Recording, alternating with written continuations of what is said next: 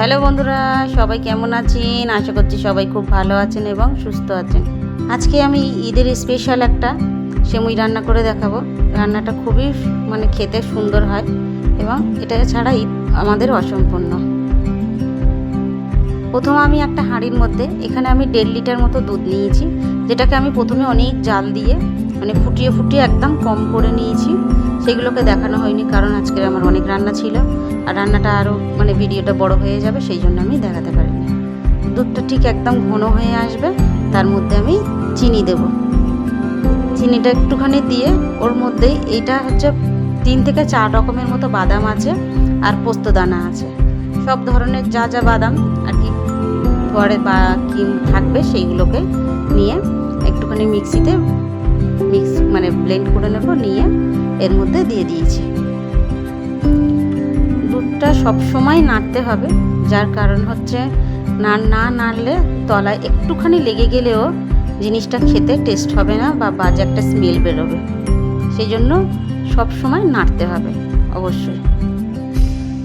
যেহেতু দুধটা আমার ভালোভাবে ফোটানো বা ঘন করা আছে, সেই জন্য আমি এক এক করে সব দিয়ে দিচ্ছি। এটা হচ্ছে খোয়া ক্ষীর বা মাওয়া, যে যেটাকেই বলেন না কেন।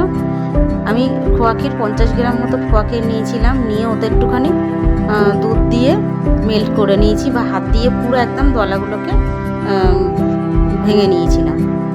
নিয়ে এবার বাটির মধ্যে দিয়ে দিয়েছি। এবার এতে আমি দেব একটুখানি মিল্ক মেড, একটুখানি বলতে এখানে প্রায় আমি 2 চামচের থেকেও বেশি ব্যবহার করেছি, পরে আবারও দিয়েছিলাম।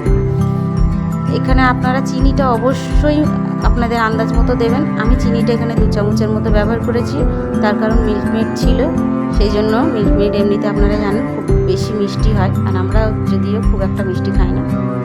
তো মিল্ক মেডটাও দিয়ে আমি এখানে ভালোভাবে নাড়তে থাকবো, যতক্ষণ না ভালোভাবে দুধটা ফুটে আসছে বা বলক উঠে আসছে। এখানে আমি আরও একটুখানি মিল্ক মেড দিচ্ছি, যার কারণে আমার যেন মনে হচ্ছিলো একটু কম হয়ে গিয়েছে, ওই জন্য আমি এখানে 2 বার করে দিয়েছি, যেটা একবার ক্যামেরার মধ্যে তুলতে পারিনি।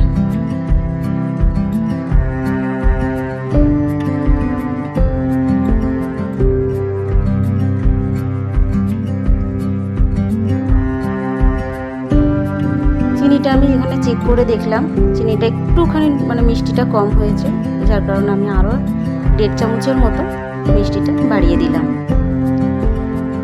এবার আমি এখানে 2টো এলাচ নিয়েছি, এলাচটাকে একটুখানি থেতো করে নিয়েছি, নিয়ে এর মধ্যে দিয়ে দেবো। একটা সুন্দর গন্ধ বেরোবে, সেই জন্য আমি এলাচটা ব্যবহার করেছি। এলাচটা আপনারা না খেতে ভালোবাসলে নাও দিতে পারেন, অসুবিধা নেই। এবারে আমি সেমুইটাকে ভালোভাবে সিদ্ধ করে নিয়েছিলাম গরম জলেতে, যেভাবে আমরা কোনো চাউটাও সিদ্ধ করি ঠিক ওইভাবেই। এটা আমি সুজির সেমুই নিয়েছি, আপনারা চাইলে বাইরে যেসব প্যাকেটে পাওয়া যায় সেটাকেও দিয়ে করতে পারে। এটা আমি বাড়িতে তৈরি করা সেমুই, এখানে কিনতে পাওয়া যায়। আর দেখতে পাচ্ছেন ফুটে উঠেছে সেমুইগুলো, বলে ফুটে এসছে।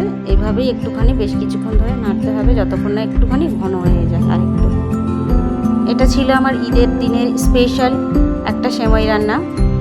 তবে আমি আরও এক রকমের সেমুই রান্না করেছি, সেটা আবার পরে দেখাবো আপনাদেরকে। প্লিজ আমার চ্যানেলটাকে ভালো লাগলে সাবস্ক্রাইব করবেন, আর রান্না পেতে লাইক করতে ভুলবেন না, এবং কেমন লাগলো কমেন্ট করে জানাবেন। আমি এই অবস্থাতেই নামিয়ে দিয়েছি, কারণ এটা ফ্রিজে রাখলে আর একটুখানি ঘন হয়ে যাবে। Thank you.